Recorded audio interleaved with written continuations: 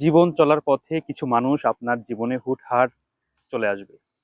এই অপ্রয়োজনীয় মানুষকে আপনি জীবনের সাথে রাখবেন নাকি পুষে রাখবেন সে সিদ্ধান্ত একান্তই আপনার।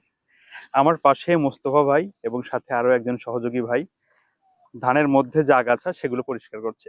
মোস্তফা ভাই কেমন আছেন? ইনশাআল্লাহ আল্লাহ খুব ভালো ভালো আছেন? আছে। এই যে যখন ধানটা রোপণ করছিলেন তখন কি যে আগাছা এগুলো কি সাথে কি রোপণ করছিলেন? না না, না, এলে একাই জন্মিছে না? একাই জন্মেছে। আচ্ছা, দেখেন, মোস্তফা ভাই বলতেছে যে এই ধানগুলো যখন রোপণ করা হয় তখন কিন্তু এই আগাছাগুলো সাথে দেওয়া হয় নাই, আগাছা এমনি এমনি চলে আসছে। এই আগাছাগুলো তো ধানের ক্ষতি, তাই না ভাই? ক্ষতি। ক্ষতি বলেই তো উপরে ফেলা দিতেছে। জি জি। আমাদের জীবনেও অনেক সময় জীবন চলার পথে হুটহাট, মোস্তফা ভাই যেমন বলল যে এই আগাছাগুলো ধানের সাথে রোপণ করা হয় নাই, এমনিতে এমনিতে জন্মিছে ধানের ক্ষতি করার জন্য। আপনার জীবনেও কিছু মানুষ হুটহাট আপনার জীবনে চলে আসবে, যেই মানুষগুলো আপনার জীবনের ক্ষতি। সেটা বন্ধু সার্কেল হতে পারে, চলার পথে হতে পারে, ব্যবসার ক্ষেত্রে হতে পারে, চাকরির ক্ষেত্রে হতে পারে। এই মানুষগুলোকে আপনি টিকিয়ে রাখবেন কি উপরে ফেলে দিবেন মোস্তফা ভাইয়ের মতো, সেই সিদ্ধান্ত একান্তই আপনার।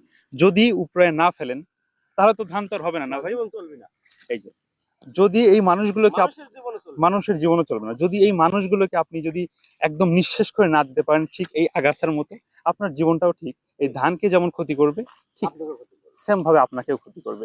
এই জন্য একান্তই সিদ্ধান্ত আপনার, এই মানুষগুলোকে আপনার জীবনে রাখবেন নাকি উপরে ফেলে দিবেন। ভালো থাকবেন সবাই।